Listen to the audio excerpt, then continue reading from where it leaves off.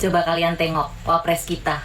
Wapres kita Gibran Rakabuming memperbarui foto profilnya 8 jam yang lalu. Bah.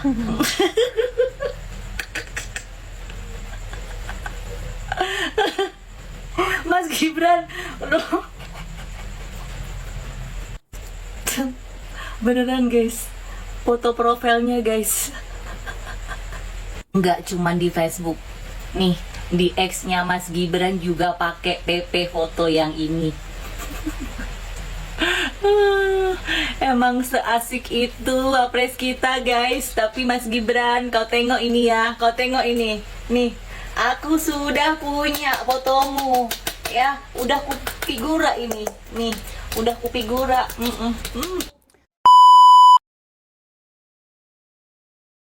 Halo semuanya, balik lagi bareng aku. Tentunya kita akan membahas video-video viral yang masih diperbincangkan di media sosial. Nah, video kali ini agak sedikit sama ya dengan video yang sebelumnya, karena kita masih akan membahas tentang gugatan-gugatan di MK dan beberapa kejadian-kejadian lucu pada saat para ahli membeberkan apa yang mereka alami. Nah, biar nggak lama-lama langsung aja kita tonton videonya. Buat kalian yang belum subscribe, silahkan di-subscribe dulu agar kalian nggak ketinggalan informasi-informasi selanjutnya. Dan buat kalian, gimana pendapat kalian? Share di kolom komentar sebanyak-banyaknya. Dan kalau kalian ada rekomendasi video-video viral lainnya, boleh kalian share dan akan kita replay pada video selanjutnya. Pada video pertama kali ini kita akan membahas tentang gugatan-gugatan di MK, apa yang terjadi di dalamnya, dan juga kelucuan-kelucuan para ahli pada saat membeberkan apa yang mereka alami. Dan juga akan ada beberapa video-video lucu lainnya yang bakal aku kasih tahu ke kalian.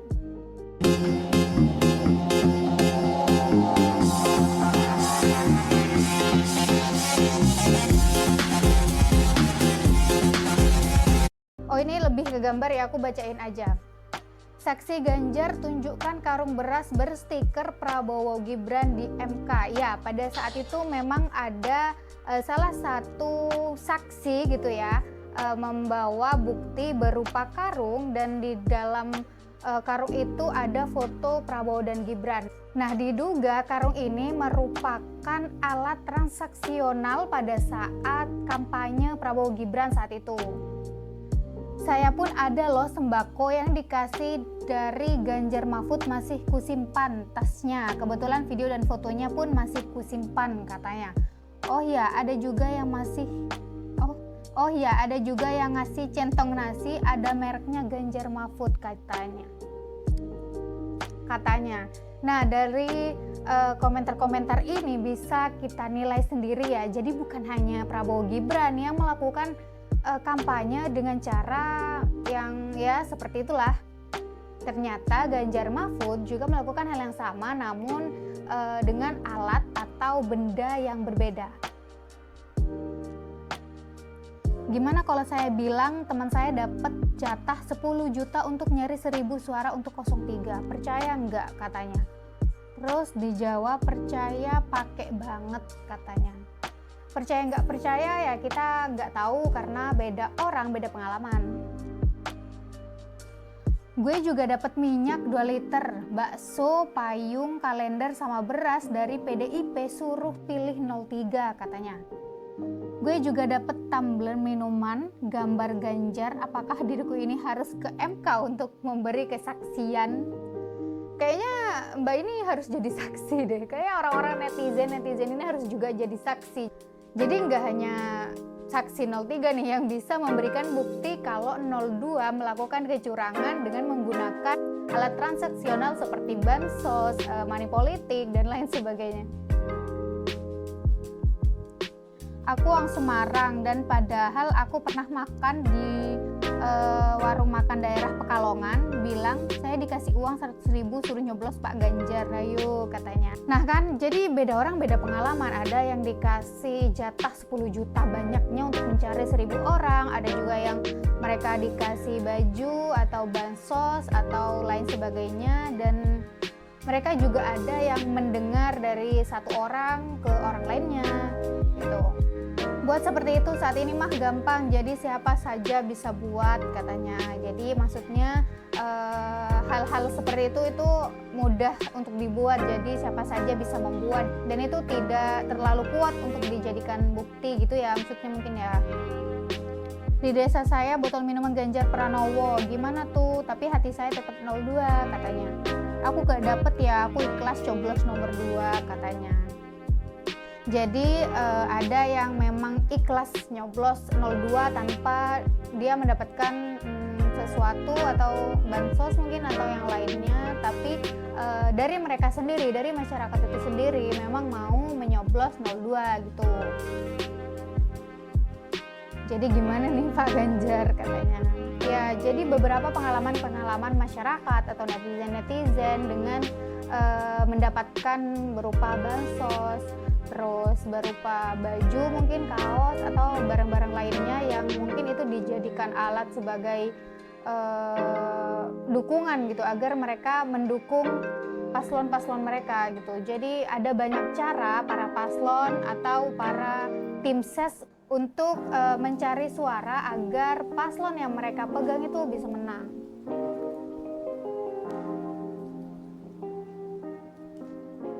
Kalau bansos itu berpengaruh, kenapa Sumatera Barat dan Aceh berbeda? Lalu jawabannya adalah, ya mungkin karena Sumatera Barat dan Aceh karena lebih tertarik pada figur tokoh, bukan karena figur bansos. Ini pasti tanpa data, tapi berdasarkan profesional judgment.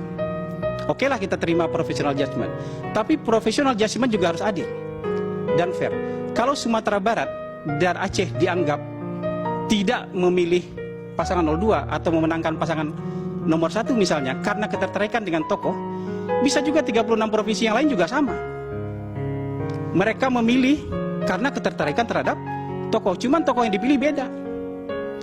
Karena kalau kesimpulannya profesional judgment-nya adalah Sumatera Barat dan Aceh memilih karena ketertarikan terhadap tokoh, lalu 36 provinsi lainnya memilih karena bansos, itu menghina rakyat di 36 provinsi lainnya.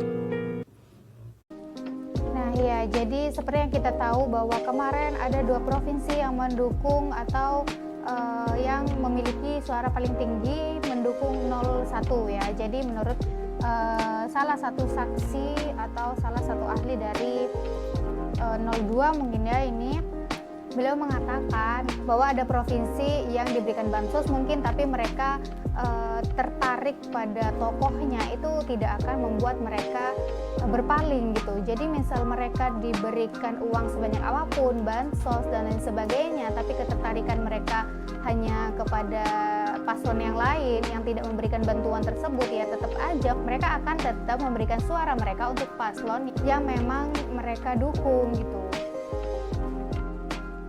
Ini terhadap sahabat saya juga ini, Sobat Edi. KPK terbitkan surat penyidikan baru terhadap Edi.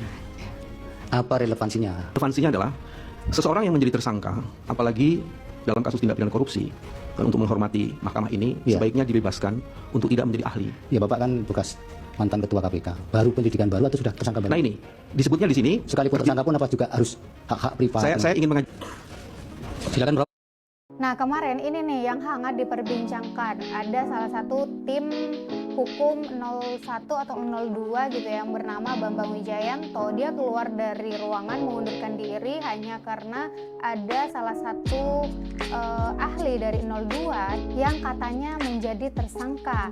Namun dijawab nih oleh saksi ahli 02. Dan beliau mengatakan bahwa dia itu sudah ditarik menjadi tersangka, nggak sama seperti apa yang disampaikan oleh tim hukum dari 01 atau 02 yang tadi itu. Kita tonton aja videonya.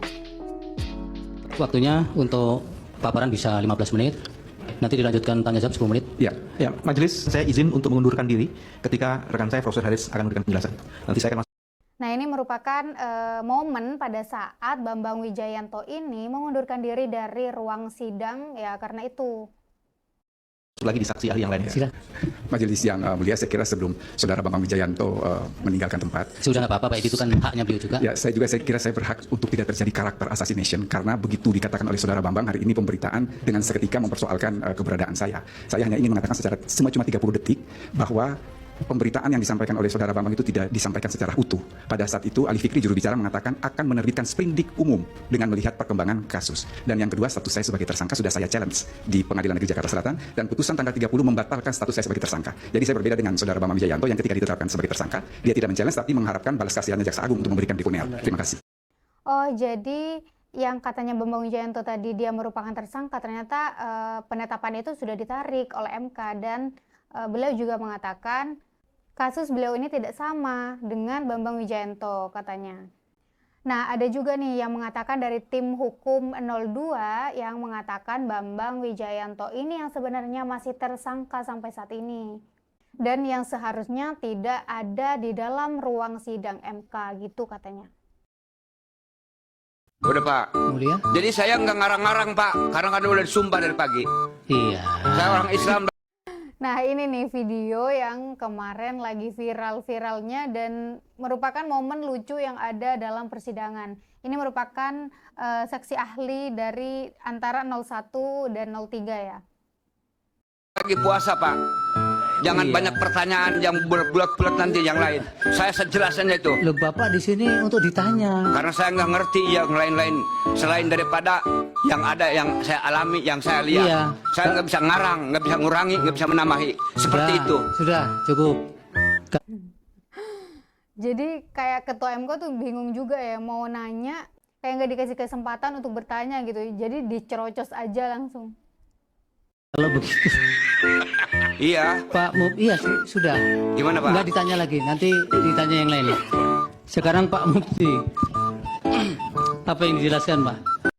Dia tuh sampai membuat ketua MK ketawa-ketawa gitu. Jadi sebenarnya bukan hanya ketua MK ya. Jadi mungkin semua yang ada dalam ruang sidang itu ketawa gitu ya.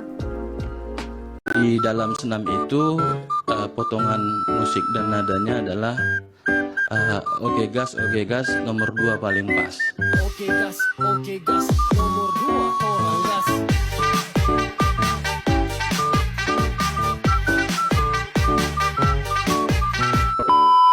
Nah, pada saat si ahli ini itu membahas tentang ada senam yang lagunya itu menggunakan Oke Gas gitu. Jadi Oke Gas ini merupakan lagu kebangsaan ya dari paslon 02 Prabowo Subianto dan Gibran Rakabuming Raka yang mungkin pada saat itu dibahas ada keterpihakan mungkin. Hari penyoblosan tetangga saya mendapat lagi amplop berisi uang Rp50.000. Siapa tetangganya? Tetangga Pak. Namanya siapa? Ya namanya tetangga lah. Ya, jadi ada salah satu ahli juga yang mengatakan ada tetangganya yang mendapatkan uang gitu sebesar Rp50.000 dan pada saat ditanya tetangganya siapa namanya, intinya tetangga lah gitu. Pak, ini di sidang MK loh, harusnya siap dengan beberapa pertanyaan-pertanyaan yang salah satunya juga seperti nama itu juga merupakan bukti yang sangat kuat siapa yang memberikan, siapa tetangganya yang menerima dan lain sebagainya ya kan. Kocak sih. Itulah Pak. Saya melihat aja Pak. Tetangga-tetangga tuh yang nggak rahasia umum lagi tuh Pak. Ini di pengadilan Pak. Kalau Iya Pak. Iya. keterangan begitu nanti nggak bisa dipakai. Iya. Nah kan, bukti-bukti yang seperti itu yang tidak jelas di mana sumbernya, jadi itu tidak akan bisa dipakai gitu. Jadi percuma beliau sampaikan tapi tidak jelas buktinya gitu. Jadi yang membagikan langsung Kepling, tapi Kepling tidak lagi singgah ke rumah saya. Tapi Bapak tetap nggak mau menyampaikan tuh nama tetangga itu. Ya Pak? Nama tetangga tadi. Ya. Tetangga menyampaikan tetangga itu enggak apa Pak, ya? Bingung dia yang mau nyampein apa yang sebenarnya dia mau sampein gitu.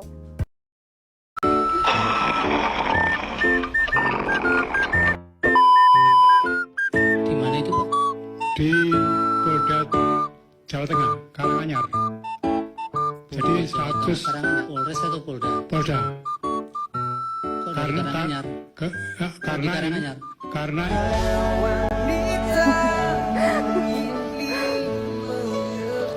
Kayak ketua MK nggak dikasih kesempatan untuk ngomong dulu gitu kan, di mana-mana ketua sidang harus diberikan kesempatan untuk terlebih dahulu ngomong gitu ya kan. Syarat usia sebagai pasangan calon peserta pemilihan presiden dan wakil presiden. Udah Pak. Nah, video yang terakhir tadi, video Caimin yang sudah kita bahas sebelumnya. Pada saat sidang berlangsung, Caimin malah main HP dan ditegur oleh ketua MK.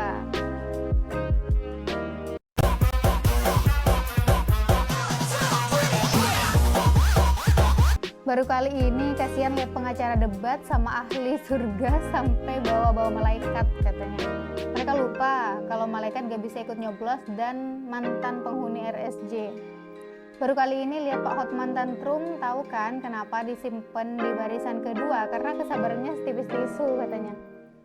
Prof Yusril nenangin saking pada emosinya. Pak Oto ketawa berasa momong anak spesial. Lebih kasihan lagi lihat Hakim MK sabar banget. Ngakak banget pas Pak Hotman bilang parah-parah gue pusing katanya. Hiburan banget ngabuburit nunggu maghrib lihat sidang MK sekelas sidang MK kayak rapat paguyuban RT RW. Jadi memang dalam sidang terlihat ya Pak Hotman tuh paling tantrum gitu dan Pak Yusril yang menangin dari depan gitu. Ya seperti yang kita tahu para ahli atau saksi dari 01 dan 03 ya seperti itu tadi. Assalamualaikum warahmatullahi wabarakatuh. Teman-teman wartawan yang baik hati.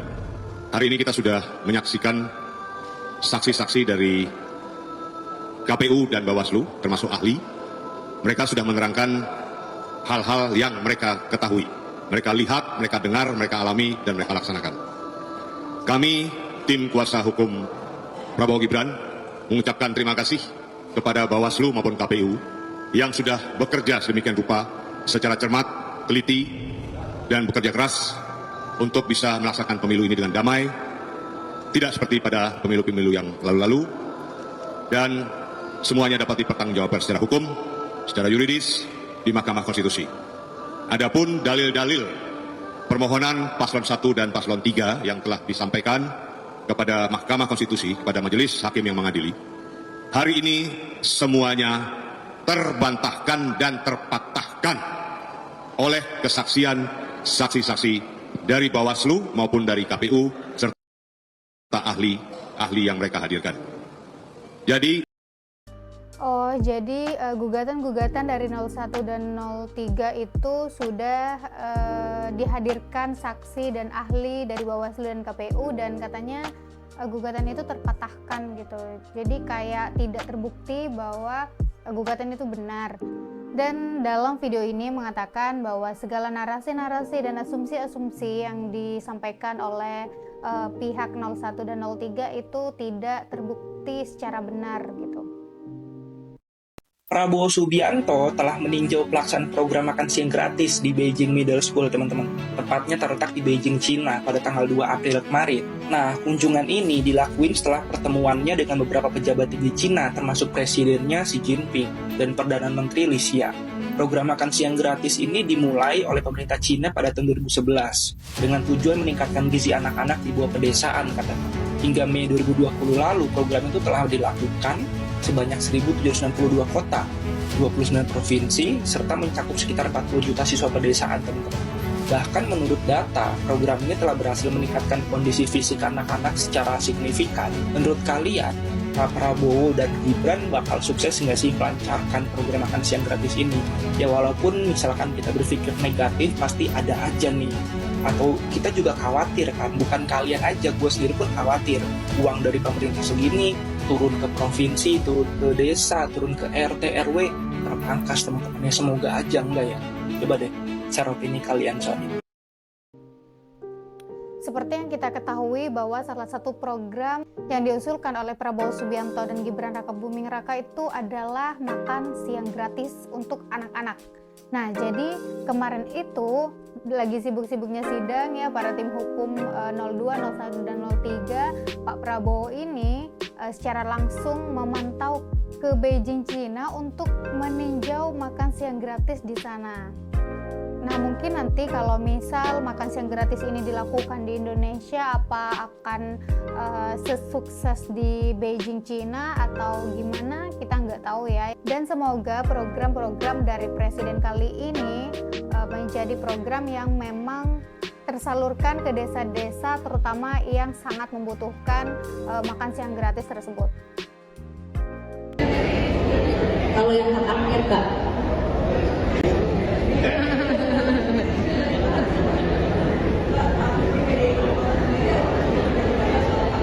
karena kan sempat mengemuka di awal masa sidang ini. Nah, ini kan Pak Hasto kemarin sempat menyenggol kembali Pak Presiden Jokowi, yang dimana katanya Pak Presiden pengen ngambil kursi juga di PDIP. Ini sebenarnya kondisi ataupun keanggotaan Pak Jokowi di PDIP sendiri seperti apa sih?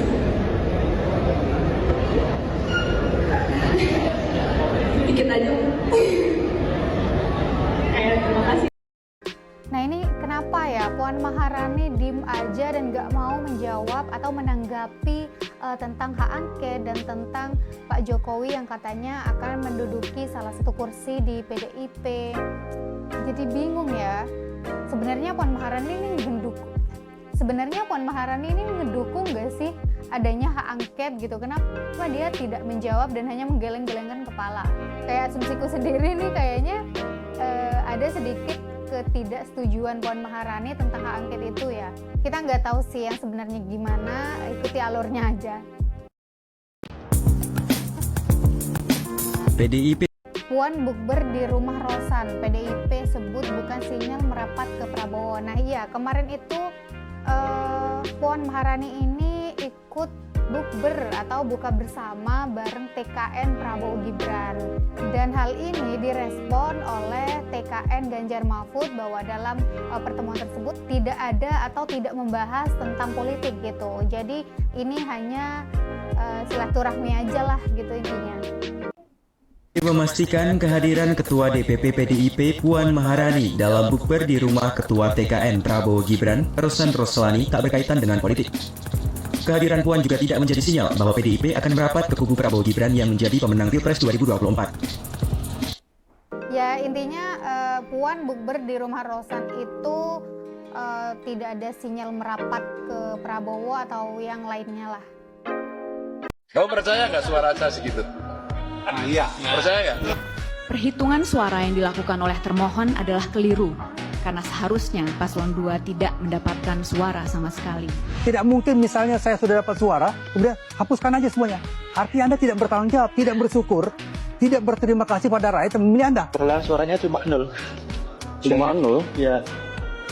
Di setiap daerah tuh 0. Saya nggak ngerti maksudnya itu apa, itu maksudnya 0. Mungkin Pak Ganjar ngelawak kali ya.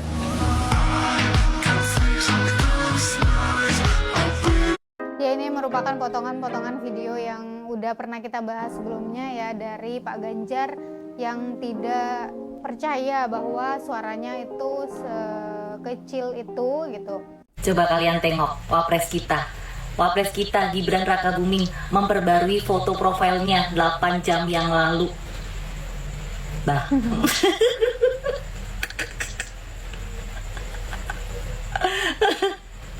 Mas Gibran, beneran guys, foto profilnya guys, nggak cuman di Facebook, nih di X-nya Mas Gibran juga pakai PP foto yang ini. Emang seasik itu Wapres kita guys. Tapi Mas Gibran, kau tengok ini ya, kau tengok ini, nih. Aku sudah punya fotomu, ya. Udah kupigura ini, nih. Udah kupigura. Dari saking ngefansnya gitu ya ke Gibran Rakabuming Raka, sampai Mbak ini nyetak foto yang Mas Gibran katanya jadikan profil yang kalian tahu profilnya itu ya kayak gitu. Nah itu tadi video-video viral yang diperbincangkan di media sosial dan hangat-hangatnya nih. mulai dari isi sidang dan momen-momen lucu di dalam sidang, dan juga Puan Maharani yang tidak mau menjawab terkait angket dan lain sebagainya. Nah, buat kalian yang punya video-video viral lainnya dan mungkin mau kalian bahas, bisa kalian tulis di kolom komentar video apa, dan akan kita replay nih pada video selanjutnya.